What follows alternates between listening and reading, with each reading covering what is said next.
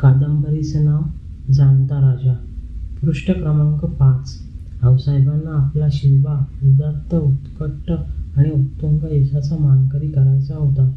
याचं द्योतक म्हणजे शिवाजीराजांची तयार झालेली राजमुद्रा. प्रतिश्चंद लेखेव वंदिष्णु विश्ववंदिता सहस्नो शिवस्येषा मुदा बधाय राजते. केवढा उत्तुंग आणि उदात्त ध्येयवाद सांगितला या राजमुद्रेत.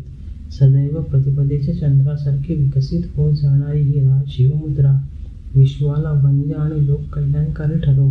संजीवनी नावाचा एक विलक्षण मंत्र विश्वाच्या कल्याणासाठी कचाने मिळवला म्हणे. तोच हा मंत्र असेल का? शिवाजीराजांच्या आज्ञापत्रांवर हाच मंत्र राजमुद्रा म्हणून झळकू लागला आणि शिवाजीराजांचा वावर सुरू झाला.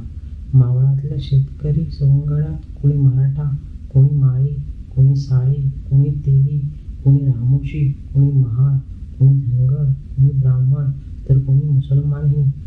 आणि आदिलशहाच्या कानाशी कुजबुजू तक्रारी जाऊ लागल्या की शहाजीराजाचा पोरगा हलक्या लोकांच्यात वावरतो.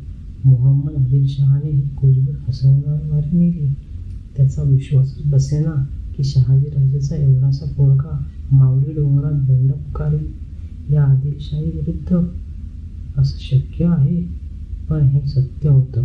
खरोखरच बंडाची राजकारणं शिवबाच्या डोक्यात घुसत होती.